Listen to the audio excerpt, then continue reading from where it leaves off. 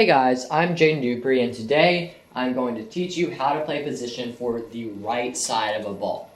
Now, what that means, let's just get into what that means first. Let's say I'm on a shot like this.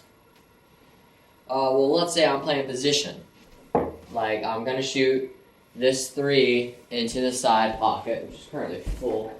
Let me do this out real quick. So I'm going to shoot the 3 into the side. Well, we can make this a lot less confusing. Say we're playing 9 ball. Switch these two around. And we want to play position on the 3 and then shoot the 4 next. So we have to shoot the 1, then the 3, then the 4. So if we just like kind of roll a cue ball forward, and then we shoot this, we're not using any spin. See how it kind of comes naturally to the 4? But not really in the best way. So when I say play position for the right side of the ball, I'm meaning like play position for the side of the ball that naturally takes you to your next target with minimum spin, or without side spin is usually the best. Top spin and draw are okay. But let's just say if our cue ball, move this out of the way, forget about that. If our cue ball ended up here, then we could just play a simple topspin shot and get on the right side of the 4. Much easier. We have a large margin for error. We can end up pretty much anywhere like that, and we're fine if we're not really playing position for another ball.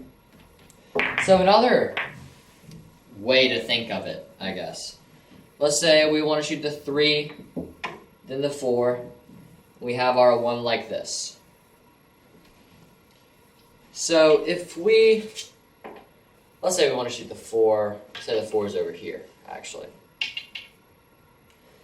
So if we just draw back, let's say we draw back. Now we kind of naturally head over there, but that's not the best option, in my opinion. Always go with like what shot is more comfortable for you.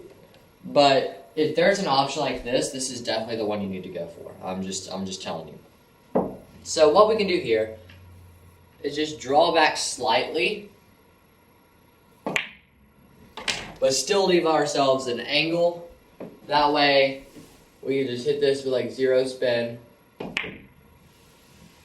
and we could have hit that a little harder. But you see how if we hit a little harder, we still have a shot on the 4. But if we hit a little harder, you see how it like naturally goes to the 4? It's going to naturally cross these rails. So I actually tried to hold it, but I really couldn't hit that soft. So if we end up, say we're playing position and we end up on the side of the 3 ball like this, we would have to go like all the way around the table. We would have to bring the cue ball around the table with a ton of spin. But if we end up on the left side of the 3 ball, we can just go over there easily for the 4. Straight in shot. So when I'm talking about the right side of the line, I'm meaning the correct side of the pocket line. So this is the 4. Say the cue ball is like here. The pocket line is from the back of the pocket through the 4 ball. If the 4 ball is over here, pocket line is from the opening of the pocket to the 4 ball. So that's what the pocket line is. There's things called tangent lines that you, just for your own sake, you might just want to Google. It's just where the cue ball will go after. But we know if we have a cut angle where we have to cut the ball to the left, cue ball is going to deflect off to the right. We know that every time we hit a ball on its side, the cue ball will go away from that side, usually close to a 90-degree angle. So that's that. We know all of our tangent lines, so we just need to play position for the side of the tangent line that brings us naturally to the next ball.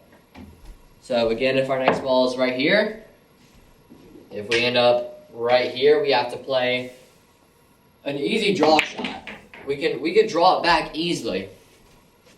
But why would we want to do that? if we could just end up on this side of the 4, play center ball, and just pop back out for the 12 like that. And look, we get absolutely perfect on it. And there's so much, it's a wider margin for error when you play for the right side of a ball.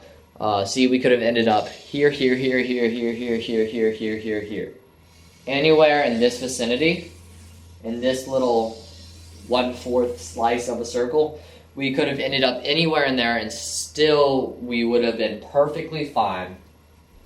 So usually you never want to play position for a hard spot to get. You never want to want to be frozen to a rail. Like, you have to be in a certain area. You don't really have to be in that certain area. You want to play like a 3-ball area position. Like, you want to be somewhere. You want to be somewhere like the area of these 3 balls. You want to be like in this little circle. You want to play exact position. But if you were trying to shoot this 8-ball and go over here for the 12, you wouldn't want to try to play position exactly right here, so you could go over naturally. Because look how small this area is. It's literally like not even a ball's length. So if you play for any of these areas on the right side of the 8-ball that brings our cue ball naturally to the next ball, then you can just float that 8-ball in and pretty much just automatically get on the 12. See, naturally goes to the next ball. Even if you just misplay it and just play it fast as I did. So, as long as you're on that correct side of the object ball, you shouldn't have to use any spin whatsoever. So let's move on to a quick little pattern. Okay, so we're going to run out a 4-ball pattern, playing on the right side of an object ball. Let's say we're like this. Give yourself ball in hand, we're just going to start straight in on the 1. So we know to naturally get from the 3 to the 4, we could play position for our cue ball down here and just float it up to shoot the 4 to the side. Or we could choose the smarter path and end up anywhere here so that our cue ball still naturally just plays off of that rail over for the 4. So that is what we're going to do. In this case, we're just going to stop our cue ball. Then we're just going to float this 3 in. And we want to end up kind of on this side of the 4 ball. We want to end up on the right side of the pocket line, so on this side of the pocket line. So we can just kind of roll it in, maybe play off this rail and back out for the 9 into the side.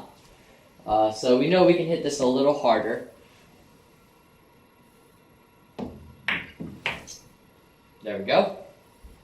We're on the right side of the pocket line. A little too much though, but we can just still use just top spin, no side spin. Bring our cue ball around for the 9. And just for fun, play a reverse bank shot. So many ways to play pool, but we want to play the easiest way. We always want to play the easiest way possible.